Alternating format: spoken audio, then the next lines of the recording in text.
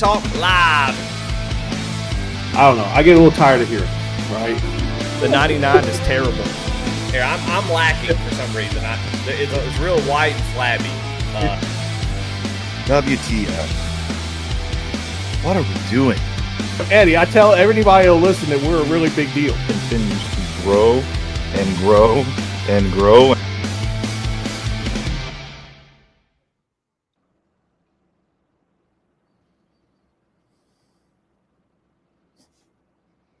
Hey, what's happening? That's how we're kicking this one off? Yeah. Hey. What's going on? Chill. We're just a couple chill guys, 3 chill guys just doing a chill podcast tonight. What's going on, guys? Welcome to Goat Talk, episode 27, by the way. Of the Holy new, smokes.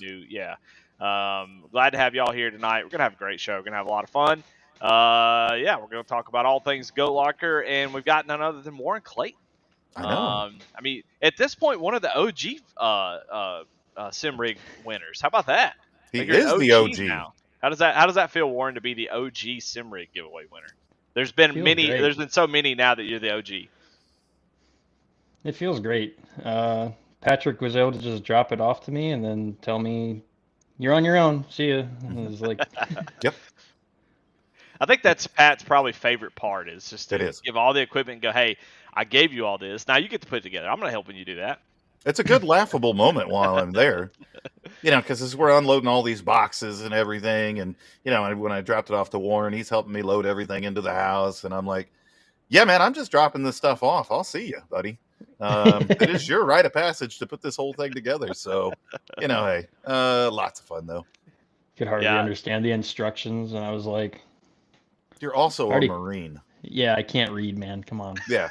So there's that. You could have at least circled something in crayon so I could understand it. Right. A little like color by number or something like that in there. That'd have been nice. Yeah. Well, before we get started, we got to thank our amazing sponsors. Before we get hot and heavy in here, we got to thank our sponsors. And of course, our main sponsor. This whole show is presented by SAVE22. For some reason, Warren's not wearing his hat.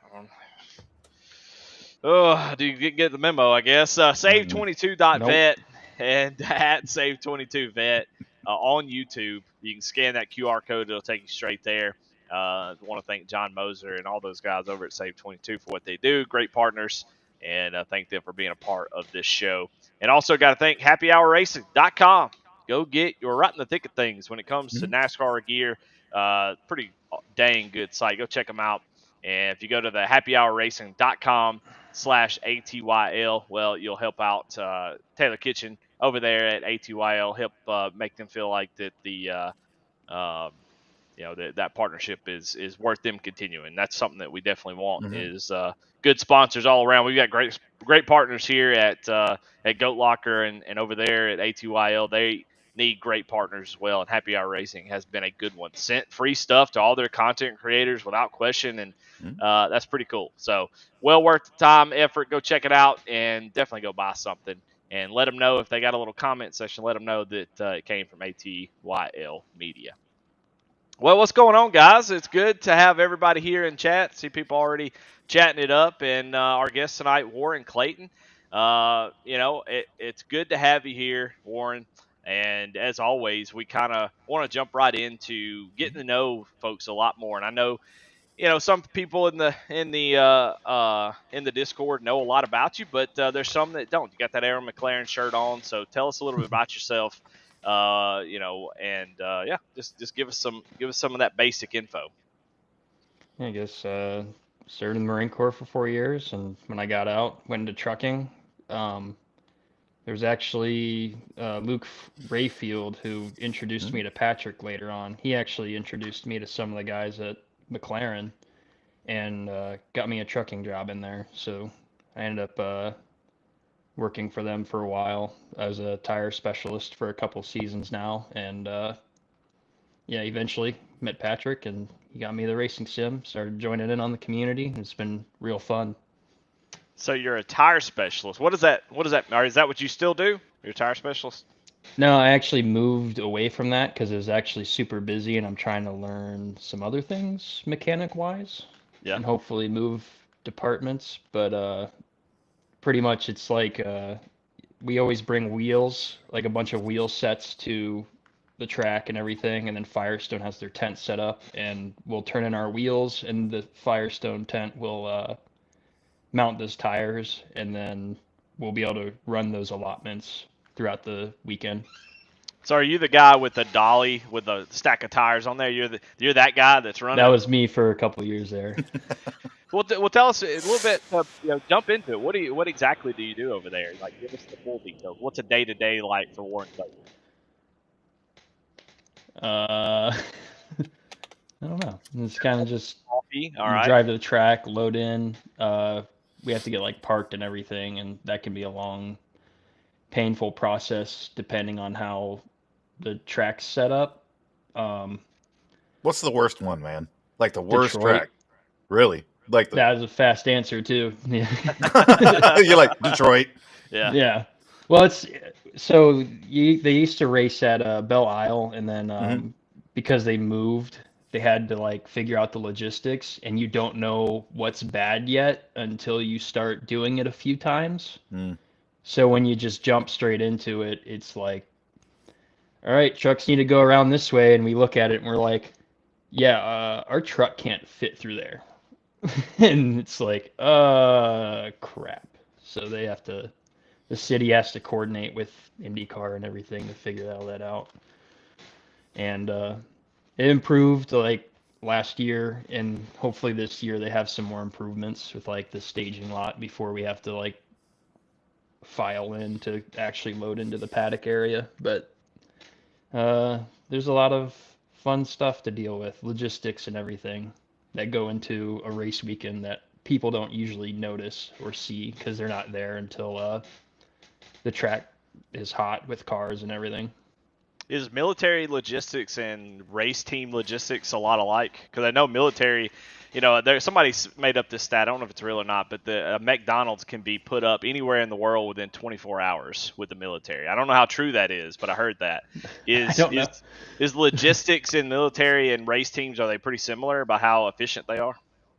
Or inefficient, maybe? Well, I'd say they're roughly the same because there's a lot of like loophole or like not really loopholes, but like issues that can pop up, and then it's kind of like okay, we didn't plan that, but let's figure it out now. And it's like that same stuff happens in the military all the time, and a lot of the racing structures very similar to the military. There's a lot of discipline, and like you'll see if you actually watch like what the pit crews are doing and everything during practices, you'll see the crew chief like make a hand motion or something, say something over the radio. Everyone knows exactly what needs to happen, and they'll do it at the same time, and they'll have the discipline to wait until they're told specifically what needs to happen. And that's like exactly how the military can be structured. Yeah. Have you ever seen a moment where somebody just like was either had a real weird brain fart or was out of their element, maybe a new guy that was like wasn't prepared? Have you ever seen something like that? Yeah, a little bit. It happens quite often, actually. I think in racing, sometimes a lot of people, like everything's so fast, there's no time to like teach new people. So a lot of teams end up actually just wanting people with race experience. They don't even listen to too much on other portions of the resume. But like it's so fast because you're doing testing in the off season and there's so much happening that there's no time to really teach someone, hey, this is what happens. It's kind of like, this is what's happening, go do it. Like, yeah. And it's hard for them to just figure out what they're doing wrong. And, it becomes a learning process and of trial and error and people telling you, hey, that was wrong. This is how you do it. And then they run off and do their own job again. Yeah. What are some of your favorite races? I mean, you go to all these different races, all these cool places. Some of us are extremely jealous. Not that I want to be on the road as much as you and all that other kind of crazy stuff. But, when you're out there, what are some of those races you look forward to? Obviously the Indy 500, because that is just a godsend of a race every time. It was probably as a spectator, it's probably the greatest race I've ever watched, and I've seen a lot. But I like Road America. Road America is really cool. Like It's kind of not very fun for spectators because the distance of the track reduces how many laps, so you actually see the cars less Mm. while you're out on track. But it's like really awesome to see the elevation changes and the different types of corners that are there. It's almost kind of like Spa in a way, which is such an iconic track in Formula One. Yeah. Yeah, Indy goes to so many cool places that it just seems like it'd be fun to see all the different areas. What about Nashville? What about that street course? Was that worth the time? Did y'all like that? What was the experience like for you? That was kind of a newer street course as well, so some of that logistics stuff was kind of new. And then whenever I joined in on the team, it was the second year that they did it, or second or third year that they did it. And by then things were kind of collected. They were starting to figure some things out. Mm. So logistically, it was pretty okay. I just remember it was pouring rain while we were setting up our tent, and we were just like, we got back to the hotel, and I was dripping water all over my hotel floor. It was a terrible time. Yeah. A lot of rain during that Nashville race, and then it was so humid after all that. Like Mhm. it was really fun. Yeah, the air's never good when you can see it. Mm-mm. Once you start seeing it, you're like, okay, this is gonna be a tough one, I think. No. Hmm. Oh yeah. And y'all don't get any cool, nice cool suits like the drivers get. You have to you have to just No, actually the pit crew fire suits are a lot thicker than like the drivers' yeah. fire suits, so Mhm. it's a lot hotter for us. Uh, well, obviously when they're in the car, it's a lot hotter in the car than it is outside with our fire suits on, but yeah, it gets really hot. I've had like moments too, like Iowa a few years ago. I was in my fire suit, and during the race as a tire guy, you're setting pressures, checking pressures to make sure those, because the sun's beaming down on them, the pressures can change throughout the Mhm. race. So you have to continuously check them, reset pressures to what your engineer wants while trying to scrape every set to be able to take tire wears and send that data to him in the middle of the race so he can make decisions. And I was like running around everywhere. It was like 100 degrees out, and then with the fire suit on, it felt like 120, and I was just like drenched in sweat. And then there would be like a little bit of a breeze and would dry it, and then I'd get drenched in sweat again and started making like tiger stripe salt lines all through my fire suit. hell yeah. It's fun. Yeah. Good times there. Hey, look, you Oh haven't yeah. sim racing until you've done that in a sim racing chair. I'll tell you that. Well, it's making my own segue. Yeah, that was a good one. What's sim racing been like? Were you a big sim racer before you got the rig? Or what was your experience with it? So before I got the rig, I actually had kind of my own rig, but it was set up for Xbox and Formula One, and I had like kind of Mm. Thrustmaster, so it was kind of cheaper, just like cheaper stuff that I'd be able to use.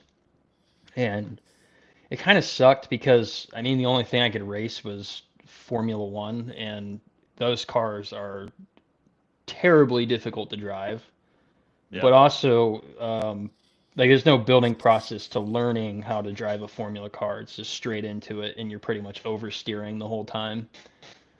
Um, but on top of that, like the servers and everything, it was so hard to find like an open lobby or anything that would be generally decent or like even maxed to where there's enough people.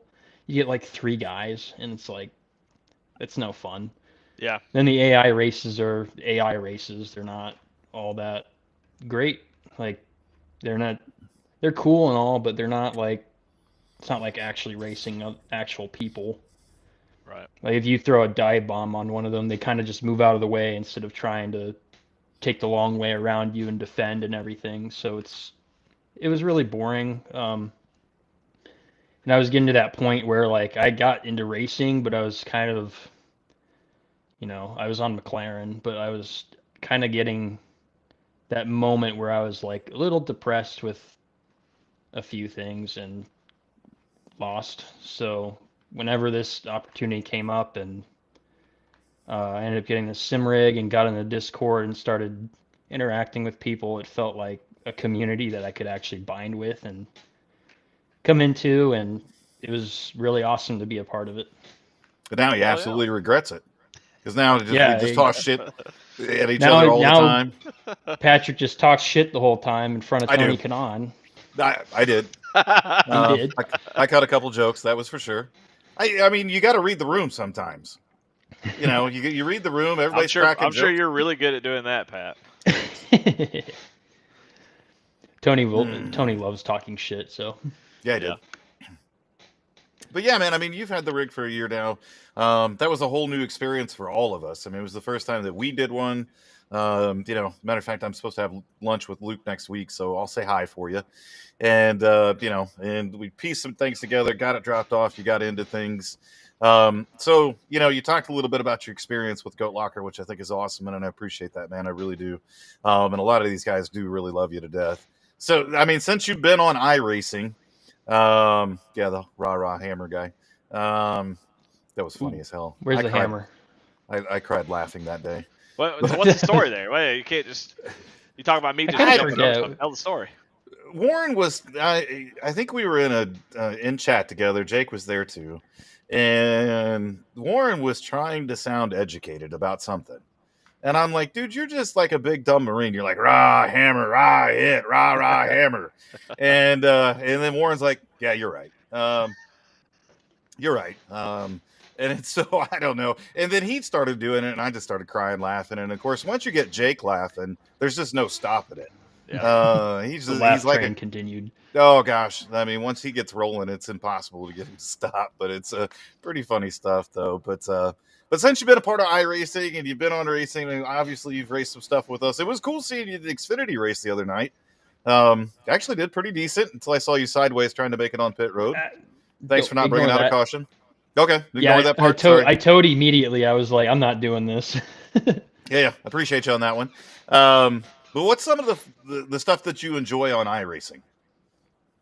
Man, I just honestly everything. Like, it's just so much fun to be able to jump into whatever car, and a lot of people and the officials take it more seriously, and obviously, yeah, like more seriously than on most types of simulator games. And my favorite story is Tony Stewart. A couple guys were in an official session with him, and they were whining and bitching about some wreck that happened. And Tony Stewart said, "Will you both just shut the hell up?" Yes, you sound like you're a bunch of girls out here.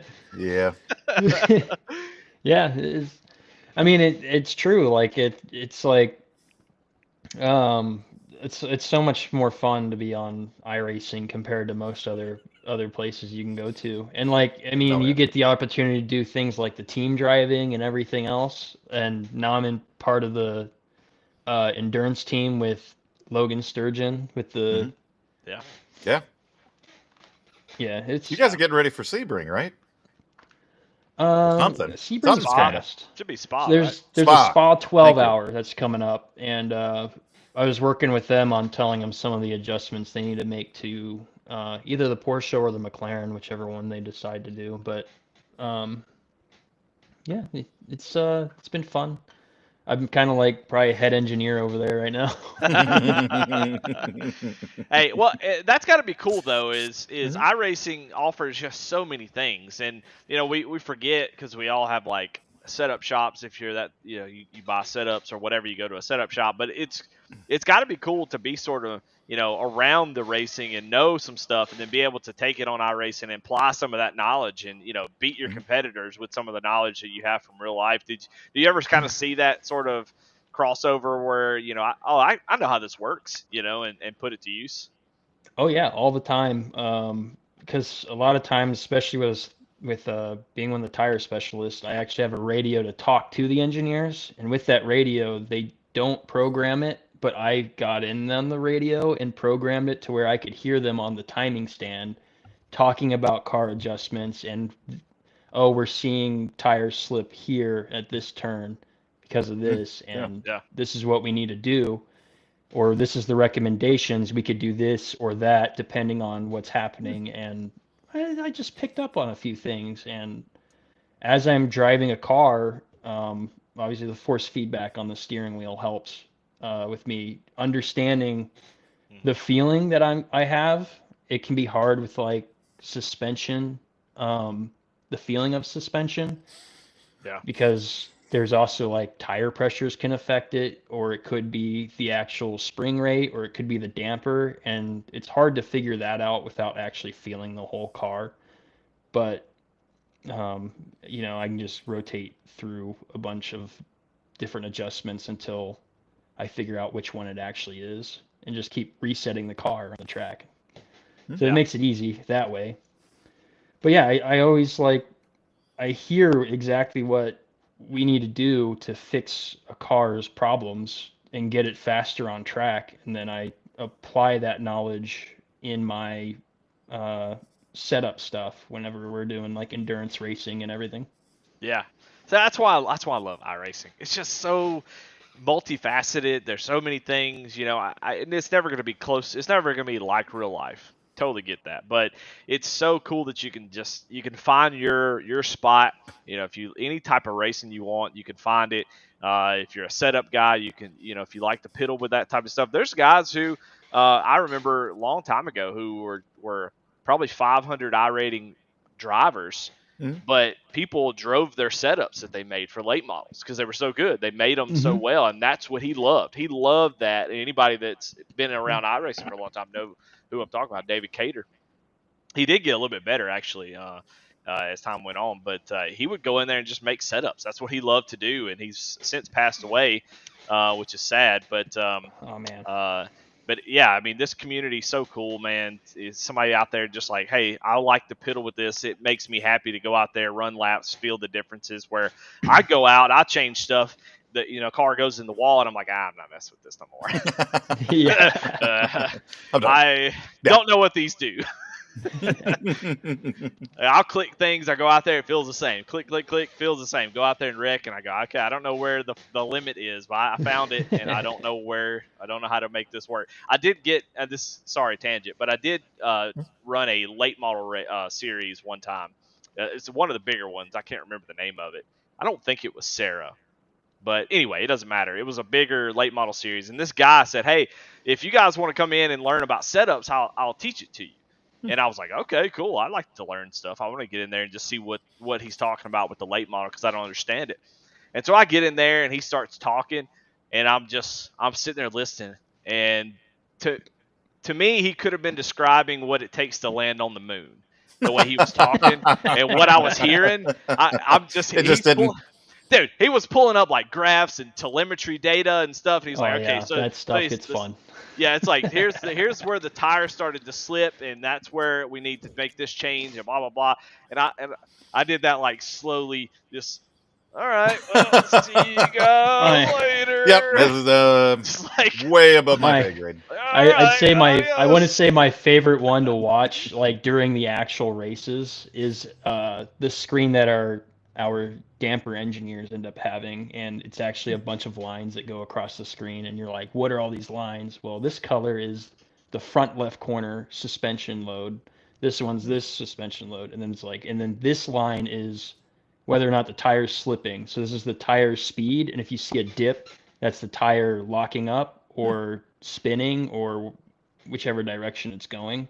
And it has it for like each individual corner, every single one of them. Wow. And throttle input, brake input, and steering. All of that is like across lines, and you learn to read all of it to figure out what you need to make for damper adjustments and suspension. Back in the old days, they just did it by feel. Some guy with a cut-off shirt with smelt bad, you know, he said, I don't know, put this spring in it. Go. Let's see how this works. You got a cigarette hanging out of his mouth. Well, we probably heard to put this spring in there. That's kind of how I do it. That's how I do it for our endurance team. I'm just kind of like, okay, let me feel this out, and someone like can say like, oh well, hard braking zones are kind of like harder. So it's like, okay, increase the spring rate on the front end, and it'll level it out better because it's throwing so much weight into the front that the back wants to lift off, and there's a lot that goes into all that, and it's going to unsettle the car. So if you increase the spring rate on the front, you can get into heavier braking. Well, I don't know if you can answer this, but we know that nowadays most race cars are very aero. They're pretty much all aerodynamically sound for the most part. But IndyCar, Formula One are very specific about things. Aero is a major part of the grip for those cars. What percentage wise would you say that mechanical grip makes up for those? You're talking about springs and dampers like that, just the actual gripping of the track. How much is that percentage? If you could put a percentage, how much of it is based on that? I would say, I think mechanical grip is probably about 70% and aero Really? adjustments. Based on the adjustments that we make, Okay. I would say the adjustments we make in the car usually tend to be suspension and then a lot less on aero. Usually a lot of times for the aero, it's usually on speedways is when we'll make the biggest changes for that. And then for road courses, it's kind of like if you go to your red tires, then you're going to add some front wing just to help with the balance. That's kind of it. Really? See, Yeah. so I guess aero's sort of built from the shop, I guess, is where Yeah. and you don't really mess with it from there. That's interesting. I wouldn't have guessed that at all. That's really cool, though. I think I had a follow-up question, but I'm not. Oh, you kind of answered it already, but I've always wanted to know, and I don't want. I'm going to give myself away of how little I know about this stuff, but I think you already kind of talked about it. But I was going to ask you this anyway. I see on the broadcast all the time. There's a guy after they come off pit road and they've got a damn torch and they're scraping the tire. What is that? What's the purpose of that? Because I seen it and I'm like, what the hell are y'all doing? You really asking that question? Huh? You don't know? Like you No. legitimately don't know? No, I don't know. I have no idea. Okay, sorry. Go ahead, ahead, Warren. I've owned lots of tires and I've owned lots of cars, and boy, not here we once after I get done No? driving it that Not I've one ever time. gotten a damn torch out and scraped it. So no, No? I've never done Wow. that. You should try it sometime. I mean, I race go-karts and I put alcohol or like acetone on tires, but Well, that's for a whole different. Yeah. well, okay. I'm not talking to you, Pat. I'm talking to Oh, Warren. sorry. I'll shut up. Are we done now? No. There was a question that you need to answer. Yeah, I answered the question. I forget the question. Could you repeat the question? Where do you put this? Where do you put this in the car? Well, let me show you really quick. Oh, easy. No, go ahead. It was the torch and the scraping the tire. Yeah, so after that's taking wears. So before a tire goes out onto a car on the track and takes laps, we'll actually choose. There's little dimples that are marked throughout the tire. You might see them like on the slicks. There's little tiny indents where we can take measurements across the tire, and we'll mark the line that we actually take those measurements across. And then when the car comes back in from running, whether it's during a race or during practice sessions, we see where we put that mark and we'll scrape the excess rubber off to get down to the actual rubber.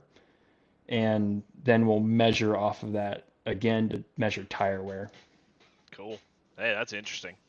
I've always seen those guys do it, and I'm like, I think I know what they're doing, but I really don't know the process. I don't know why you need to like torch it. It seemed like they'd already be hot. Well, Is that just the torch just help make it easier, or what? yeah, so usually like it's already pretty hot, and sometimes you can actually like scrape across it anyway. Yeah. But usually too, if you make it too hot, then you'll actually cut through the already sitting rubber, and you'll actually make it look like you're wearing the tire more than what it You actually go up to is. the engineer like, I don't know, there's like a big ass gash right in there. I don't know why. What? Huh? Actually, Tell- speaking of that, Telling there's me he's turning the wheel too much. I don't know. It's about this size gash right in the damn tire. speaking of that though, there was actually a time where one of our tire specialists on another car, he ended up getting a set from Firestone, and when he measured the front left, he noticed that one side of the tire was like really small, and he was like, why is there like hardly a dimple in this? And he started looking at it, and he's like, there's a flat spot in the middle of this brand new tire. Oh, And shit. he was like, that's going to cause a huge vibration. So he had to take it back to Firestone, and Firestone took it back as a defect tire and gave us a new one. Oh, wow. That's something. I'm glad you said that, because that's something I don't ever think about, is how many problems could end up on a race car that people are out there taking care of to make sure it doesn't happen. That's crazy. Yeah, wow. Do you see that often? Do you see the tires, have like issues that you have to kind of get them out of there like that often? Very rarely. It's very rare. And I think it's in every series, really. It's hard to like keep quality control on something like mass producing rubber. And Yeah. it's but like even some of the tires can act very funky too. Like we've had sets that we threw on the car go out and the driver's like, yeah, this feels good. We'll do no adjustments, give him a brand new set of tires. He'll go out and he'll be like, now it just wants to turn right on an oval. Like, that's not good.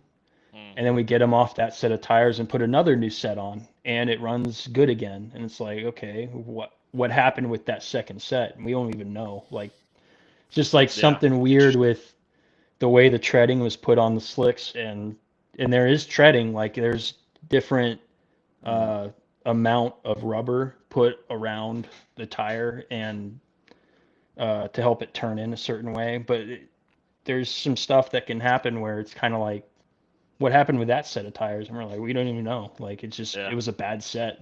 Glad we ran it now instead of on the race. Yeah.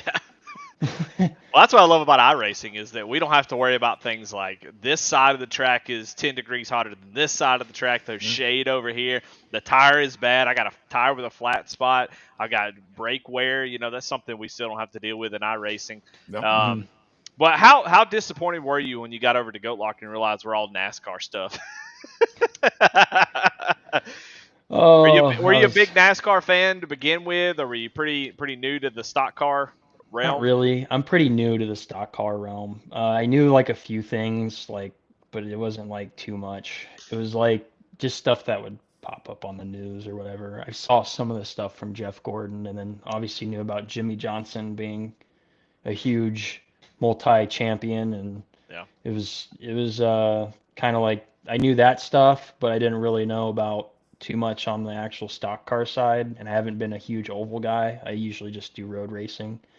So even when we hopped in the cars for the summer series for the IndyCar, unfortunately, because of my actual IndyCar schedule, I couldn't actually do the road courses, which I'm pretty good at. Yeah. And I had to settle on just doing the ovals, and I'm not good at the ovals. Like, the weight jacker is different. The understanding the car, it takes a long time, and it is very frustrating. But like, it gets pretty fun once you start learning it.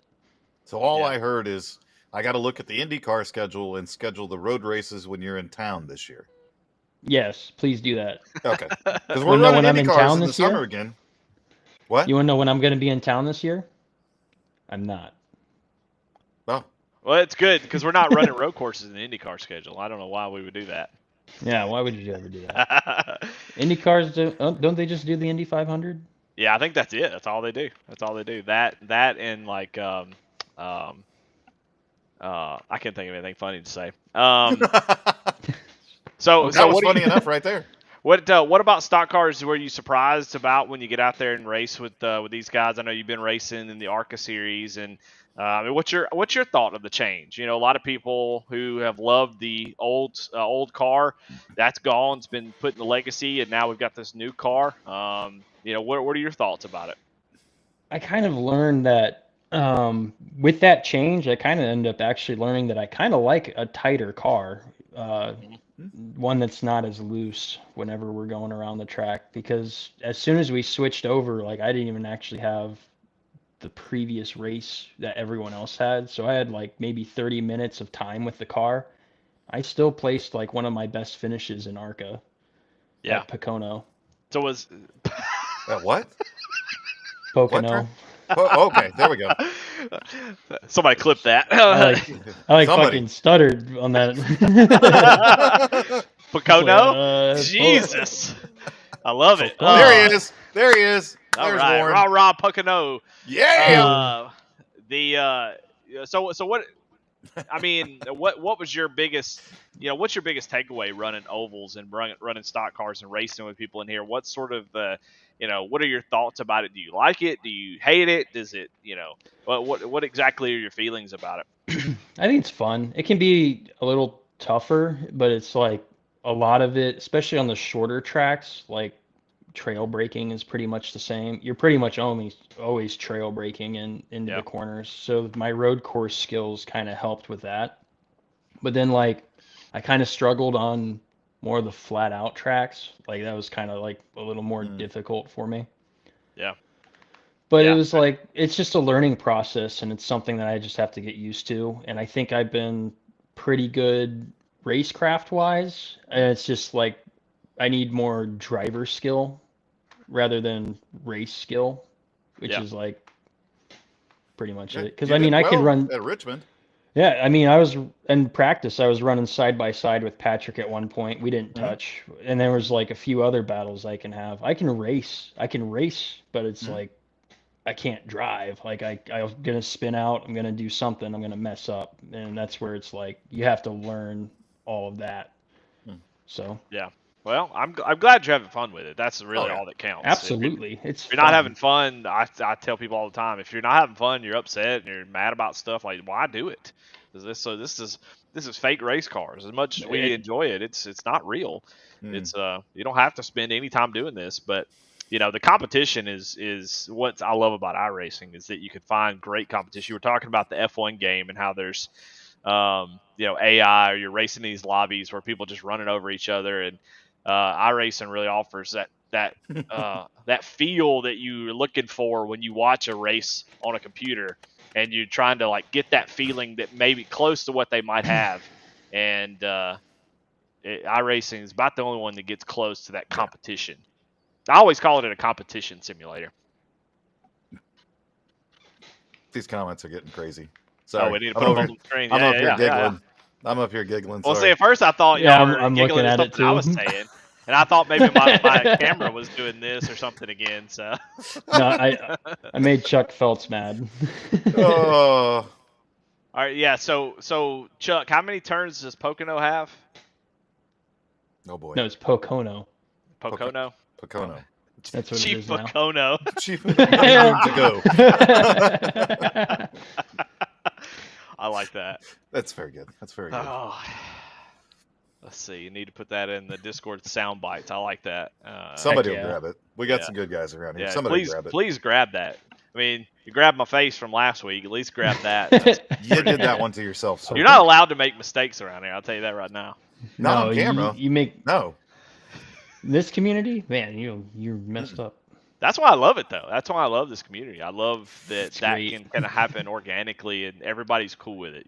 Some people get their feelings hurt, but they usually leave, and that's good. I wouldn't say Goat Locker is an acquired taste. I think it's a very normal taste in a lot of circles, but it just takes the right type of temperament to understand. I've told this story before, but I grew up in a tire shop, and I grew up working out in the shop where everybody's talking trash.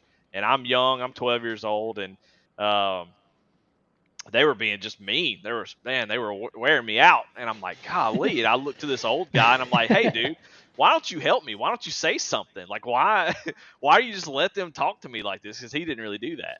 And I said, I don't understand. And he's like, well, it's because you don't say nothing back. You don't say nothing. They don't care about you. They're just having fun. They're passing the time. And that's what it's like around here. It's if you can't, we're here for a short time. Only, depend on your health and your genetics, anywhere between 1 and 100 years. That's all you got. And if you can't have fun, enjoy the people that you get along with, I don't know what you're supposed to do here. This seems like so everybody's got their circles, and so far Goat Locker has been mine. So I'm glad that other people feel the same way. But let's get it. Chuck says there's 6 turns. 6 turns at Pocono. And I've never. That's a Marine now, Warren. Yeah, It's a Marine. What's after 4? Move to your other hand. Don't use your thumb. Just move to your other hand. There's 64 crayons in a box. So just there you go, buddy. Almost there. One more. Oh, one more. Yeah. Yeah. Perfect. Nailed it. Perfect. Got it. Nailed it. Well, yeah, it's really we're really glad to have you here, Warren. If we hadn't said it already, it's always good to have you in Discord, yucking it up with the rest of us. And yeah, I mean, I don't know, quit your job, have a little bit more time with us, I guess, is all we can really say. I don't think I'm going to do that. Okay, all right, don't do that. No. Hey, Patrick's like, if he does that, I won't be able to shake Larson's hand. Yeah, he's like, I need. I'm just gonna have to find a different way in. He'll never wash that hand again either. Well, I probably would. I mean, I'm a Larson fan for sure. But it's always amazing, all the stuff that leads up to the 500, and what he's doing these past 2 years is super cool. So yeah, I mean, I'd geek out like a little fanboy if I was there for sure. I feel like Pat would try to give him like a weird hug or something. I would. I tried to pick him up. Like a weird side hug. Like he's going for he's like, come here, little buddy. Yeah. Just like that. Yeah. Little buddy. Well, I mean, Warren Clayton is a sim rig giveaway winner. And, we got to always talk about what's going on in Goat Locker. And Pat, you had a little adventure with Brad from Inva a few days ago. I did. Sim rig given away. Yeah, so Monday we took off, loaded up the old Goat Locker truck, and we're piecing together. We got some pictures and video, and we'll get that all out to everybody. But yeah, went and met Tyler White, Marine Corps veteran himself. Well, not quite a veteran yet. He's still active duty. He's there, in Terre Haute, doing some recruiting until he actually separates here. Hopefully here soon, actually. And so it was awesome meeting him. It was awesome for the second time to have somebody kind of come along for the ride. Well, they met me out there because Brad brought Carly from the IDVA as well. But it's cool to get our partners involved with this. That was rig number 8. So that was pretty incredible. Yeah. I never want to lose sight of that. Sometimes, when you start to rinse and repeat certain things, you kind of lose sight of what you're doing. And I never want to lose sight of, the things. There's an air horn. There's an air horn. Okay, good job.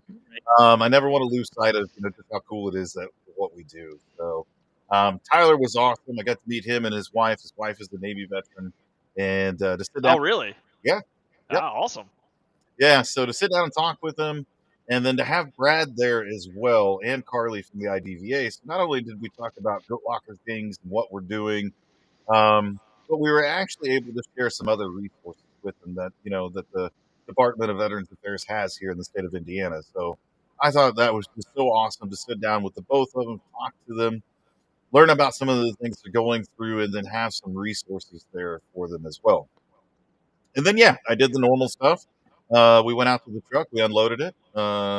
We put a bunch of boxes in this poor guy's house, and then I threw the deuces, and we rolled the hell out. But I tell you what, though, he's probably been one of the quickest guys to set his rig up. I don't think I was home 3 hours, and I got a text from him, got it all set up, downloading the software. I'm like, holy crap, man. Heck yeah. I like that. He's already in Discord, by the way. Yeah, get it. Wow.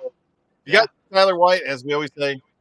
Please reach out to him. He's getting all set up, getting ready to rock and roll, get on track with us. So reach out to him for sure and say hi. We'll definitely have him introduce himself again as well. I don't know if he's introduced himself or not. Whatever. I'll tell you what everybody should do is go into the general chat channel and at Tyler White and tell him welcome to the Discord. Welcome. Let him know that he's welcome here. He kind of posted it, I think, in the GT3 section of the Discord, and some people can't see that or won't see it. So if you got time, reach over to Discord at Tyler White and let him know that y'all are happy he's here and get him involved. Take it easy on the trash talk until we figure out what kind of guy he is. Oh, I think he's going to be just fine. Okay, good. Hey, well, let him fly, baby. Just let it go. Yeah, I think he's a Marine. I mean, I can't say never, but you're going to be hard pressed to find a Marine with feelings. It doesn't exist. I think they get extracted in basic training. They just snatch their soul and their feelings from them. And then they just put him out in the world to do to go out there and do God's work. So, because at first glance, when I met Tyler, he's got a pretty killer mustache, and I'm like, that's a pretty awesome mustache, man. So he took it well, but hopefully he can join the beard crew here soon.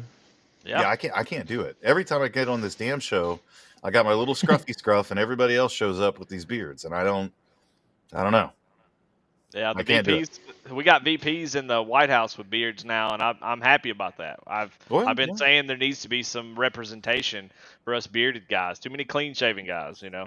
NASCAR has been getting, has been doing beards for a while. IndyCar needs to work on it. I'll be honest. I'm never going to be really into IndyCar unless there's some beards on the track. So I don't know. I don't know. Yeah, I keep get it aerodynamic. yeah. That's important. Yeah, super important. Well, what else is going out there, Pat? We've got the sim rig delivery. We've got the SAVE22 hike. That's going to be on May 3rd. You're going to be there. Yes, sir. Are you a hiking type of guy? I used to be, Eddie, but a month ago I turned 50, so no, I don't. I'm not putting on a rucksack, and I'm not putting on the silkies, and no, that's not happening. Or like hiking to the steak joint, if you know what I mean. No. That's no. We'll be set up there. We'll have the tent. We'll have the simulator out there with us as well, and we're gonna have a good time with that. And as we talk about each and every week, the Lincoln Tech Car Show is gonna be coming up on June 28th. It's an evening show, so it'll go from 5 to 8 p.m. there at the everybody in my waters. I don't understand. Look, all right. This segment is brought to you by Kroger Grape Water. It is the most delicious thing in the world. All right, I'm telling you. We got to have we're doing a water break. Well, I mean, I'm always drinking water. Water break. It's kind of what I do. I'm out. No calories. I survive off this, so yeah, it's good. It's good stuff. Go to Kroger, pick you up some. It's good. So the car show, I can't wait for that. It's so much fun. All the cool cars that come in, to get to interact with everybody. They always grab us and who's ever kind of working the booth with us to go judge some of the cars. So Amber got to go judge cars last year and everything. So I thought that was so freaking cool. And then, in September, we're going to be heading up to Chicago, Illinois with the Alexander PCs for that big Sim Expo. And I'm excited for all these different events that we got lined up. I'm most excited, Eddie, though, that we got the donated VIP passes and everything. We got the tickets. We settled on a race. Goat Locker Racing's going to the Coca-Cola 600. We reached out to quite a few different people, got everybody set up. We're taking 8 people out there with us. Got the house rented and everything. So I am stupid excited for that. It's the second time we've been able to do that. We did it in Bristol last fall. We're going to go to the Coca-Cola 600 this year.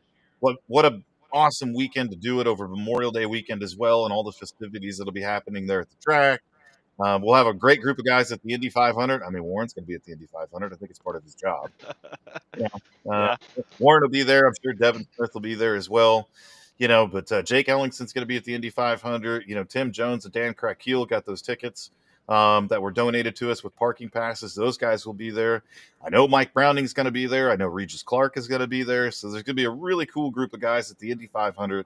Goat Locker's doing the double, baby. Yeah, and there's going to be a really lame group of guys at the Coca-Cola 600. So, I don't know, man. No, we're going to have a good time. I'm going. I'm going to say it right now. I don't care. You haven't announced who it is, but I'm going. No. I'm there. And I've already got plane ticket. I got a car rented. I'm ready to roll, baby. I can't wait. I'm excited. I haven't met y'all. I don't think anybody in here I've actually met before. So, looking forward to it. That's going to be such a fun weekend. Race for impact. That's all I'm going to say. To it. Are you going to bring your pickleball paddle? Are we really going to go back down this road again? Can you imagine us? Can you imagine us playing pickleball that week? I will. I'll go to Walmart and pick one up. Okay. And the only thing I'm going to do with it, though, is paddle people. Okay. Like when you get out of line or something. Not that kind of weekend, Pat. It's not the. It could be any kind of weekend we want it to be. Wrong weekend. I'm not sure if I'm. So don't bring the paddle.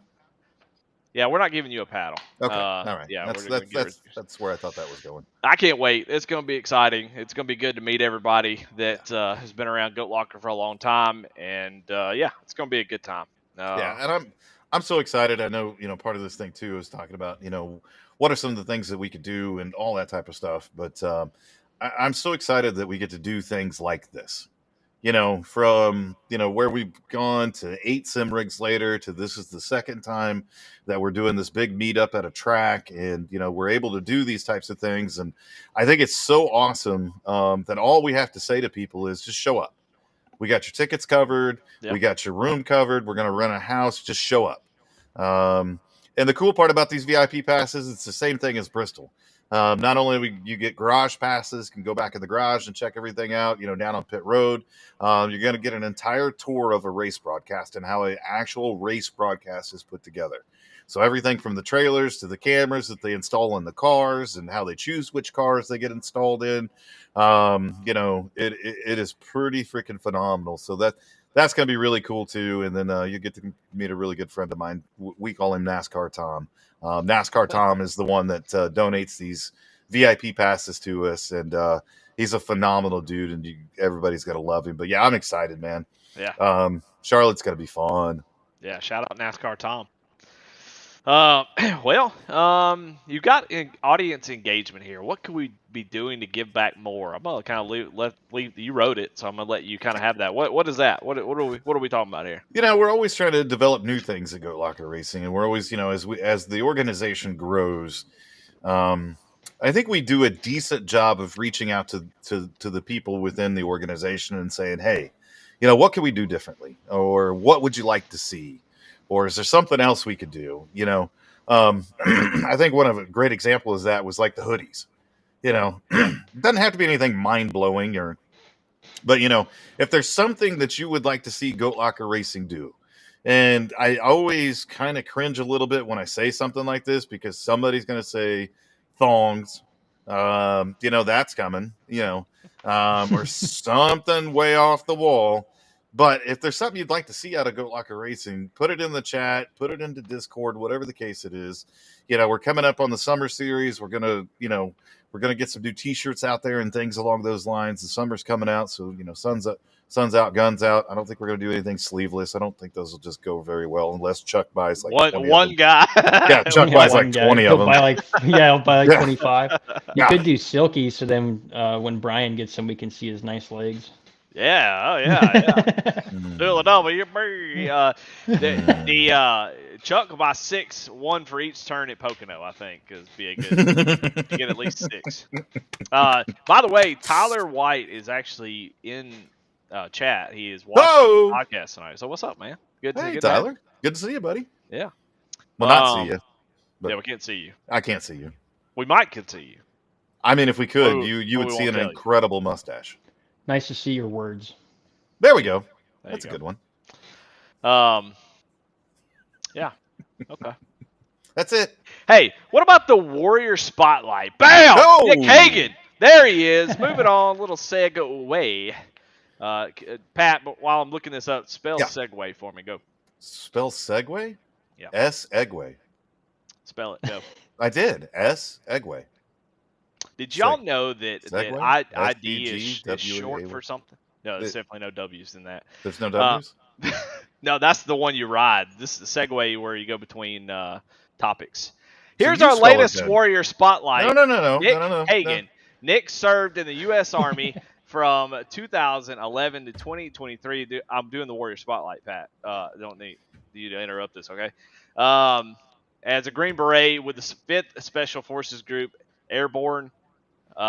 During this time, you can tell I wasn't in the military. I don't know how to read this stuff. During this time, he made 5 deployments in support of Operation Enduring Freedom and Operation Inherent Resolve. We're proud to have Nick as a member of the GLR family and thank him for his service. So a beautiful thing is the Warrior Spotlight. I like that we had the Veteran Spotlight for so long, but I'm glad that it's called the Warrior Spotlight. I feel like that's a more fitting name for it. So. Thanks to Nick Hagan. He is the one for this month, and we appreciate him. Need to get him on track, though, Pat. What's going on, buddy? Yeah, when these guys get the rigs, we give them some time. We got no time. Nope. Right. We put their ass to work. Get them in here broadcasting something. We got a lot of broadcast. We got people. If you want to broadcast, get your ass in gear. It's time to go. I need to get y'all get in there. And which goes right into my go to the week, damn it. And that's good. What? What? What? You'll see. It's actually a good Okay. one. It's actually a good one. Jacob Linke is going to be yes, it's going to be my goat of the week. He jumped in last minute, sort of. I kind of just sprung it on him. And Timothy Jones says he raced GT3 at the Glen, talking about Nick Hagan. So cool. Nick's in there running. Love it. But I lost my train of thought. Yeah, you What was I did. talking about? Good What was I job. talking about? You were talking about Go to Jacob the week. Linking? Jacob Linke. Yeah. He's one of the guys that reached out and said, yeah, I kind of want to do some announcing. You know, I'm thinking about doing it. How do I get in there and get it done? And so he's shadowed a couple times. And last week I told him jump in there. He said, I don't know if I'm ready just yet. Kind of want to get it going. And Tuesday night kind of said, hey, you're going in tonight. And he said, what do you need me to do? And I love it, man. I love it. I tell you what, he had no expectations. There was no pressure put on him to be great or be good or anything. Just get out there and do it. That's all it was. And he nailed it, man. Knocked it out of the park. Did a fantastic job. Had stats and stuff ready to go, stuff from previous seasons and all this kind of stuff. Did an amazing job. So just want to shout him out as my go to the week. Fantastic job. That's what we're looking for. People, my 2 Ds, Pat, my double Ds. Desire and dependability. That's what I'm looking for, and Jacob Linke's got both. I love it. So Yeah. I can't wait for all the people that are getting into the broadcast stuff. I'm excited to see how that's all going to go, but it's cool to see somebody taking some initiative. Michael McCarthy's another one who has sent me about 4 different videos, recordings of him doing production work. So really happy to see those folks really putting in the work and effort. But tonight it's going to be Jacob Linke as my go to the week. That's awesome, man. Can I How talk about that? now? Can I go? Is it my turn? I mean, you run the show. You can talk whenever you I do not run this show. Not even close. I like when you say things like that. It sounds really cool. You're welcome. I'm just saying your name's on first when it says Patrick and Eddie on the. That makes on the no title. difference in this relationship. Trust me. No, not a single. But my go to the week, Eddie, is Josh Unger. Oh. Josh Unger. He's kind of been going through a couple different things, some family stuff and all those types of things and some of his own. So I just wanted to give him a big shout out, tell him we love him to death. There's been a lot of guys up there in Warrior Base that have reached out to him as well to kind of pick him up a little bit as he's going through some things. But I just wanted to give him a big shout out here, tell him we love him. Keep interacting, man. We're here for you, brother. And yeah, we'll see you on that track here shortly. Hey, one of the most improved sim rig giveaway winners. For sure. Not that anybody hasn't been, but somebody who has improved the most. Unger came in very green. Didn't even know the damn flags. He said, I don't even know what yellow flag, checker. I don't know what it means. I don't know. And there's been a few times I'm looking up racing somebody. And I'm like, that was Josh Unger right there. And, he couldn't even make it around the track, when he first got here, and now out there kicking ass. So that's what we love to see. Oh, yeah. I've Warren? definitely had some great battles with him throughout usually back of the field because me and him are both back there, but we're both learning together, but we've had some great battles. Even one of the guys that I pulled from our trucking department, he came in and had a race or two with us, and we were having like a 3-way battle in the back of the field all together. Awesome. That's awesome, man. Well, can't wait to see him get better even more as we move on through the end of this season into the next and in the future one. So, Josh, looking forward to seeing that progression. Warren, who you got for go to the week? I'm gonna say Daniel Crackheel. He's been able to like get in the chats and everything, and he's offered a lot of practice sessions with people that can coach and everything, and he's kind of a little bit in the background, but he's doing a lot of good work. Yeah, but he's reached out to me a few times and tried to help me.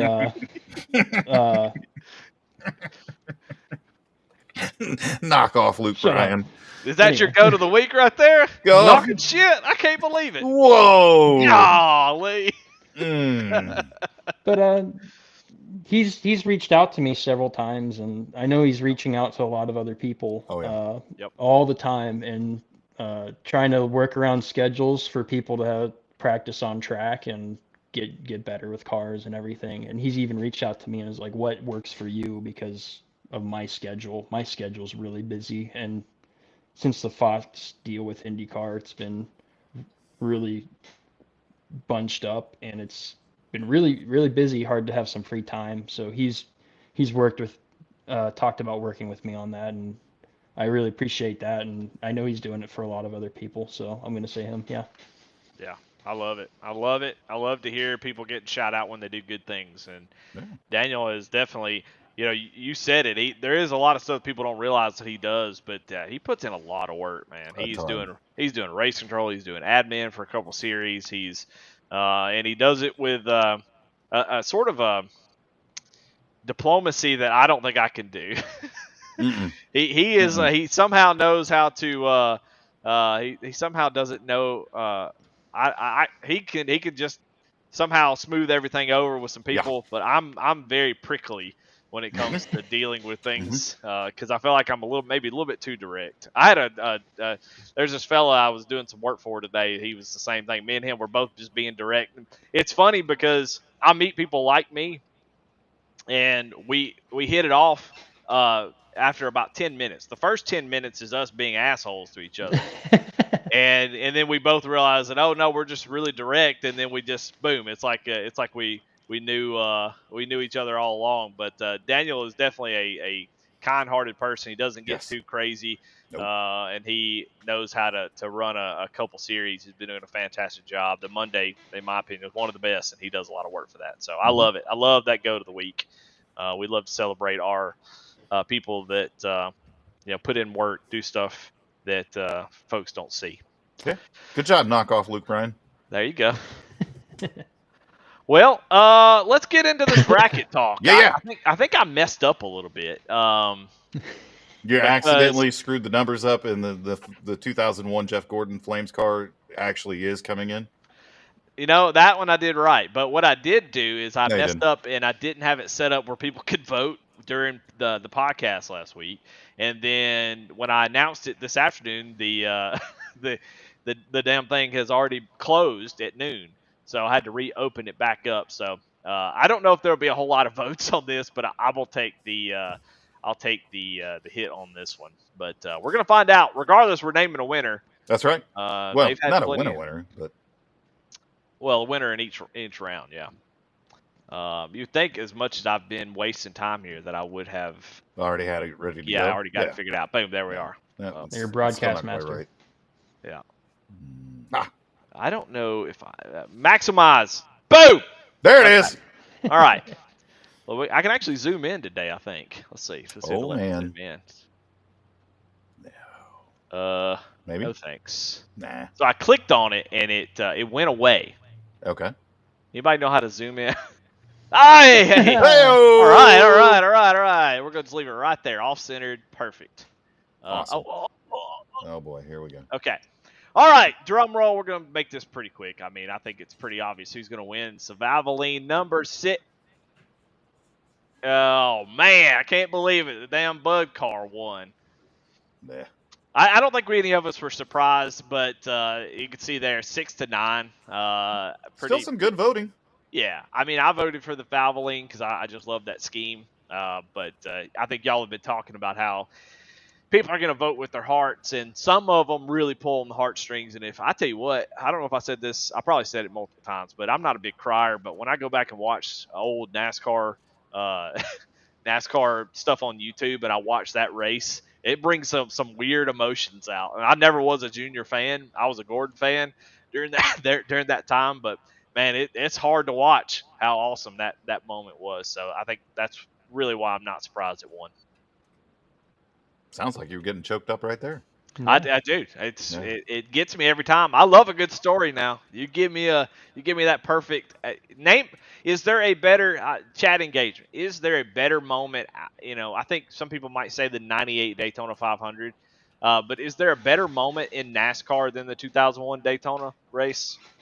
Like a more emotional, huge, important moments. Is there one that rivals that July 2001 race? Yeah, I mean, I think there's. I mean, I guess it depends on some of the different storylines and all those different types of things. I think, again, I would say Jeff Gordon's last ride, and everything that went into that. And I think he probably had like the best kind of farewell tour out of NASCAR. And all the pomp and circumstance that went into him being at Homestead and the car and all the things that were said during that time. And yeah, I mean, I think of that. Yeah. Yeah. Well, I like that. Because I feel the same way, but there's just something about this particular one that I think is, Michael McCarthy said, what's so special about the Bud car? It's like, well, we're talking about it, damn it. It's not the best looking car, but it's got some sort of weird legendary like aura around it just because of all the circumstance of, NASCAR having the worst day it's ever had in February, and then to come back to that track and him win was pretty incredible. So, but anyway, Warren, did you have one? Did you have a favorite sports story? Sports racing doesn't have to be NASCAR, but a racing story that you kind of think about when you think about the greatest you've ever seen? Man, there's so many like great races out there. I mean, like masterful displays of drivers just lapping whole fields and I forget what year Indy 500 it was, but one Pablo Montoya was like 2 laps ahead of everyone when he won, and it was just insane to watch. And there's like displays of that, and then there's just the opposite side where, like Dan Weldon crashing and stuff like that. It was so impactful on the sport when he passed away in Las Vegas. So there's a lot of races, and I can't really point out any particular one, but a lot of these races and stuff have built the culture, and some of it has built a lot of safety aspects in the sport that's helped the sport survive a lot better, and Yeah. allowed people to push limits even farther. Love it. Well, here's a shirt idea, Pat, if we ever wanted to get one. Apparently, Brian Frauheiger has put together a shirt idea. And I don't think this is going to sell well. I'm going to be honest. No. I'll buy one. No, that's a no bueno. That is a rough one. Golly, that's tough right there. So yeah, we can't do that one. All right, look. I mean, I appreciate the input. I love it when people kind of send some things in, but we're gonna have to veto that one. So the championship will be the Bud baseball car number 2 seed. Made it to, we knew at least 1-2 seed was going to make it, and the Bud baseball car. And it started off against the National Guard car. It went against the Mac Tonight car, and then went against the worst 1 seed. So I feel like it's had the easiest run out of any of them to get to the championship. So yeah, pretty solid run for that Bud car. Now this one, I'm scared to click on it because I already know what it's going to be. But I'm going to click on it anyway. Who's going to be playing? It was closer than I thought. 8-6. The Goodwrench number 3 is going to move on. And wow, what a matchup.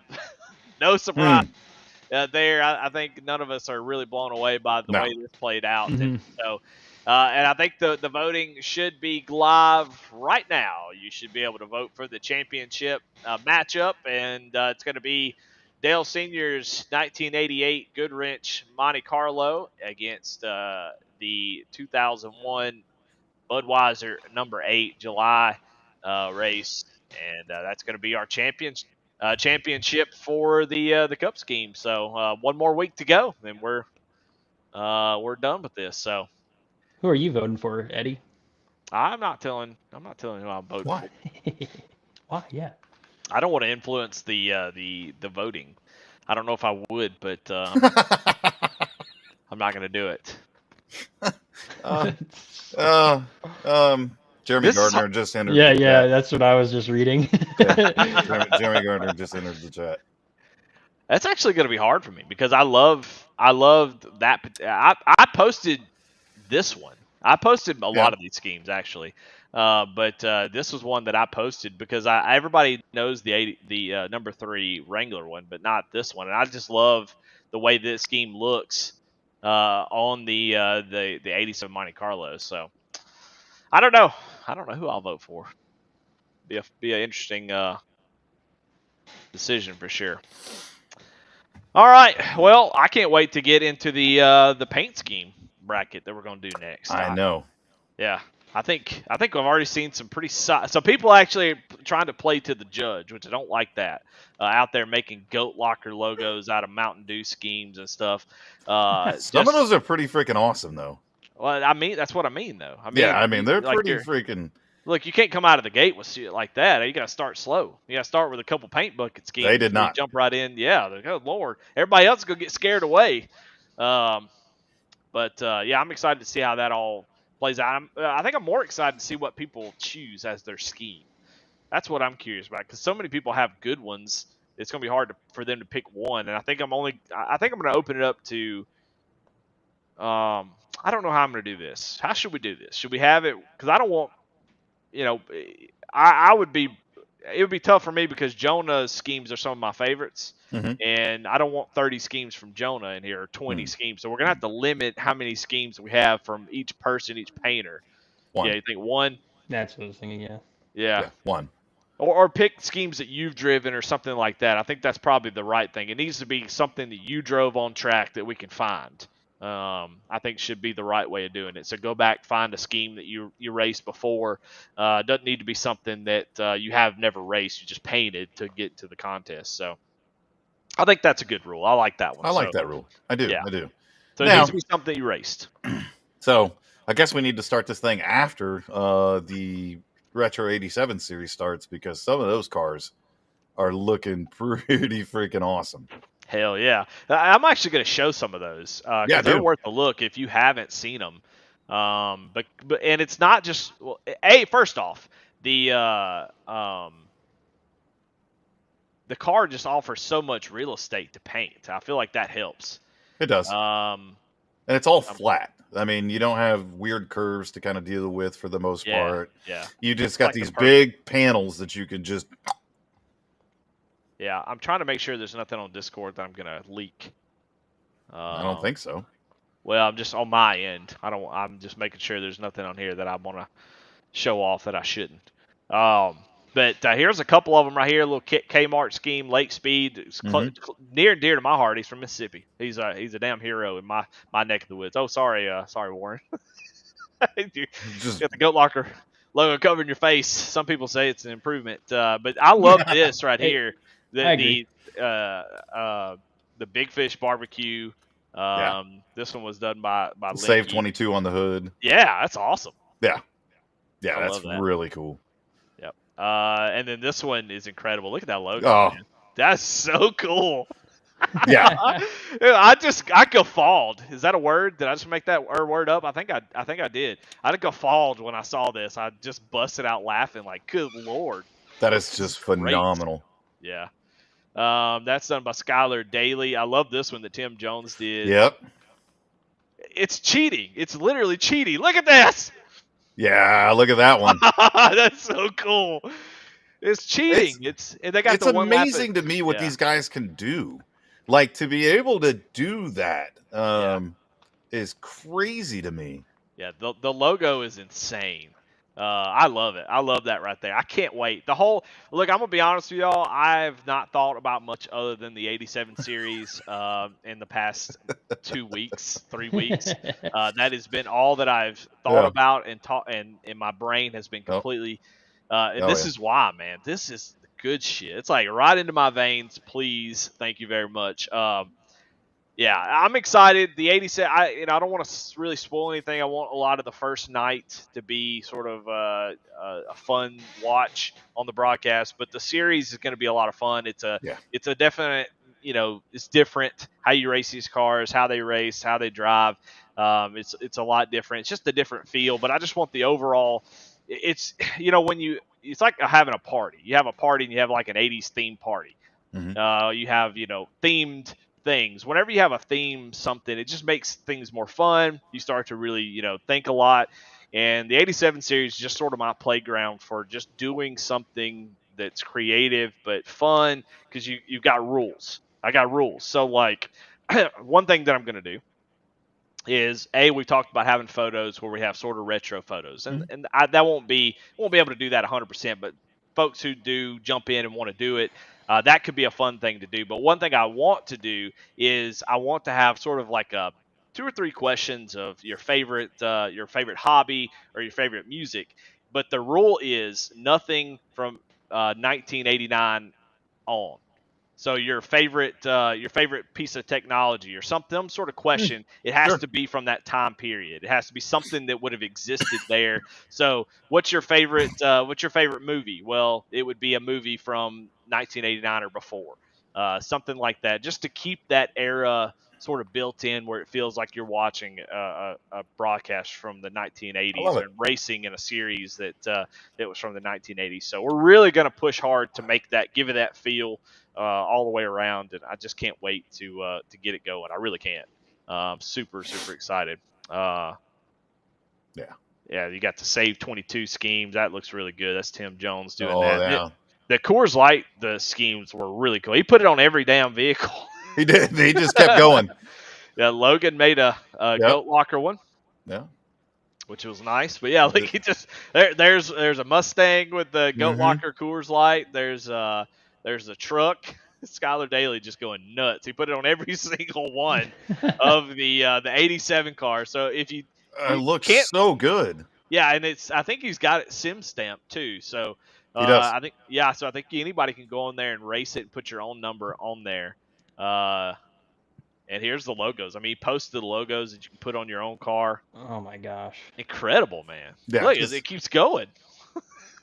That looks good, actually. Yeah, you name a car, he threw it on there. That's the Arca Mustang, isn't it? Yeah. Wow, Yep. that looks really, really good.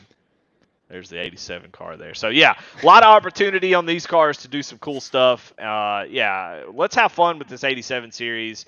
I'm gonna have a lot of stock into it, so I want you to have fun. But I'm gonna put in the work to make sure that it's fun and interesting, and y'all have a good time. The rules are gonna be very simple, simple to 1987. There's things we can't do. So I know a lot of people will start, go and find those obscure rules. Like, well, in 1987, you could only change wedge on, you only put gyro, and it's like, okay, we're not gonna do everything. No. But speed limits we're gonna have to keep in pit road. Yep. That's debatable, but we don't want to have wrecks on pit road. That would be silly. So there'll be some things we can't do that we'd like to that just don't make sense or just make the racing. We don't want to make it unfun, but we want to make sure that that it's a good time. And so I'm excited. I think it's going to be really, really cool. But don't forget about the qualifying challenge. I think I've already put a date on it. I haven't been vetoed yet, so I'm assuming the date is good. And so mark it on your calendars.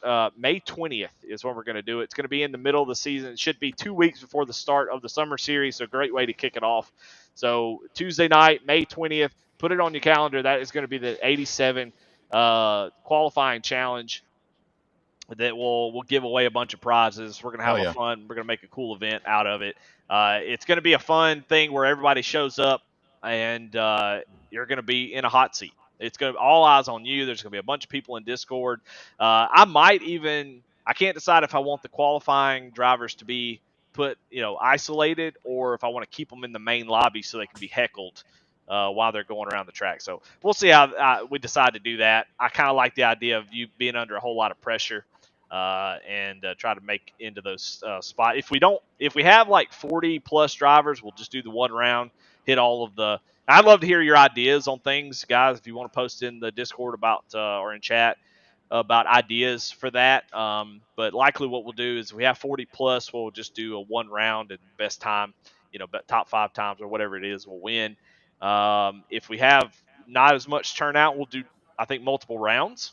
So we'll have knockout rounds. We'll have, if we have 20 drivers, for example, we'll have 20. We'll take the top 10. We'll do it. Then we'll take the top 5, and then we'll set it like that. So we'll try to get all that stuff situated, just depending on how many people we have show up to do it. So I love it. I can't wait. I mean, we've done some things like that in the past before, not to that extreme, but we've done some, some qualifying challenges and some, and so it should be a whole hell of a lot of fun. And we got a lot of cool stuff to give away. yeah. So yeah, we're gonna make a really big deal out of this thing, and we're gonna have a whole lot of fun with it. And I like the idea of just having to sit in general chat and get heckled. I mean, if you can't handle the pressure, I mean, why are you even there? Yeah, that's my favorite part because it's already hard as hell to do it, and then to be like, all right, now everybody's watching me. The camera's on me. Everybody is sitting in the sim watching my lap, and you got to nail it. So who can not crack under the pressure is probably going to be the last guy who won it in the one time we did it before. He took it easy, and I was surprised by that. So you got some different strategies out there. Maybe got some time to go practice, see the best way of doing it. But I put together a stopwatch. I had to figure out how to show a stopwatch on screen. So in 87, we wouldn't have timing and scoring. We'd have a fella named Bill with a stopwatch standing over there clicking it as you drove by and writing the times down. So that's what I'm going to do. I got a spreadsheet that goes right into the theme, and we can keep tabs of the scoring. And then I've got a stopwatch where as soon as you hit the gas, I'll punch the button. And then once you go around and you get through the stopped in the box and drive to the line, I'll hit the button and we'll lock that time down. So gonna be fun. Yeah, can't wait. All right. Well, gosh, that is a lot of show. We could probably call it right there unless y'all have something that y'all want to talk about. You got any other IndyCar questions? I think we went through them, man. I think it's awesome. Thanks for coming on to the show, kind of sharing some of that stuff. We're just a bunch of racing nerds around here, and anytime we can get a little inside baseball, I'm sure a lot of people are like, ooh, that's really cool. I do have a question, Pat. So, oh boy, I'm sorry. I do actually genuinely want to know this since you brought that up, Warren. I'm gonna kill the momentum to end this, but what is the feeling around IndyCar? Because Kyle Larson, big name. This whole thing becomes a big spectacle. It becomes sort of a circus with the media and the crossover fans that are now watching IndyCar. From somebody who's in IndyCar all the time, is it? You really can't answer this. I hate to put you on the spot. Is it? Let me make sure. I don't want to ask you a silly question that you. What's that like? Just tell me what it's like. I'm not going. What's it like? Well, I mean, is it Well, I tell you what. Don't give your opinion. What do other people feel like? Is it kind of like, oh man, this is tough, or is it, hey, this is an opportunity to get new fans? Like, what's sort of the feeling around it? It's a good feeling. I think generally it's helped it get a lot more popular. Like going through the paddock areas in St. Pete and Long Beach this year has been insane compared to previous years. It is like packed with people compared to, a couple years ago. Like it's just insane how much traction that the Fox deal and the deal with like NASCAR drivers wanting to come over and do the 500, and it's really populated the sport again. And I think IndyCar needs to start taking advantage of it marketing wise and really push IndyCar out there if they want to actually really grow the sport. So yeah, I mean, it's obviously good for your team. I mean, gosh, how exciting that is to be on the team that is a part of that deal. But what do you feel like? If you can't answer, it's fine. But what do you think the other folks that are not on Arrow McLaren, do they think it's a circus? Are they kind of negative about it? Are they all pretty positive? Is it sort of a, is it, I wish this wasn't a thing, or any of that feeling? I think generally we're all friends in the paddock, and when something like this happens, it helps grow the sport. Like even just McLaren hopping on board. Like there's some teams that have rivalries and everything, and some of them kind of are like Zach Brown and stuff like that. But I mean, when you see what he's done with this team and what he's done in the Formula One side, he's done really well. And he is a businessman. He understands marketing, and he pulled a lot of F1 fans over to IndyCar with this move, and from there he's built it even farther by reaching out into NASCAR's fans by contributing with Hendrick Motorsports and everything. So it's kind of all business moves into marketing, and it's worked pretty damn well. Yeah.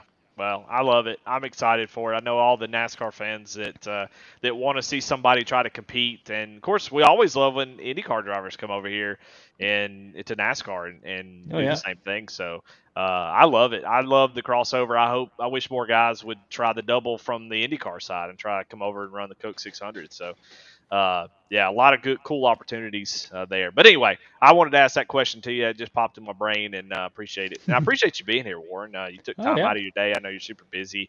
Whatever jail, prison that you're currently at the moment. I know y'all got stuff to do. Lights out, just probably about 30 minutes or so. But yeah, appreciate you coming on, man. It's awesome to get to know you a little bit more and find out what you're about. And yeah, we appreciate you coming on. Yeah, I appreciate you having me. It's been really fun. Well, all right, guys, everybody in chat. I mean, this is probably one of the most viewed episodes concurrently that we've had, so we appreciate everybody for watching. Hope y'all enjoy it, and throw this out there while we're looking for things to do. If y'all have something y'all want us to do on Goat Talk, y'all got any ideas that y'all would love to see us do or try, or you're always good to try new things. Yeah, go ahead and post. Let us know. You got the Goat Talk Discord where you got ideas and stuff, and we're always just trying to figure out ways to make a 1 hour podcast at least 2 hours. We haven't been able to get there just yet, so we'd love to extend this out even more. But yeah, if you got any cool ideas, segment ideas, stuff like that, love to hear them. So, all right, guys. Well, we'll see y'all next week. I got some cool racing going on. We're right in the midst of playoffs. We'd love to talk about it. We're just out of time. Congratulations to all the winners. Congratulations to all the people that have moved on to the round of 8. Good luck to you in the next coming weeks, and then get ready for the best day in racing, Sunday in May, where the Indy 500. You got Monaco, you got the Indy 500, and the Coke 600 all in one day. Oh yeah. Probably my favorite day on the calendar. So looking forward to that, and then get ready for the summer series. It's going to be a hell of a summer for sure. So, all right, guys. Well, I hope y'all have a good night. Thanks to Warren for being here, Pat. Thank you for toughing it out. I know you hadn't felt well, so hope you get feeling better, and we'll see y'all next week. See you later.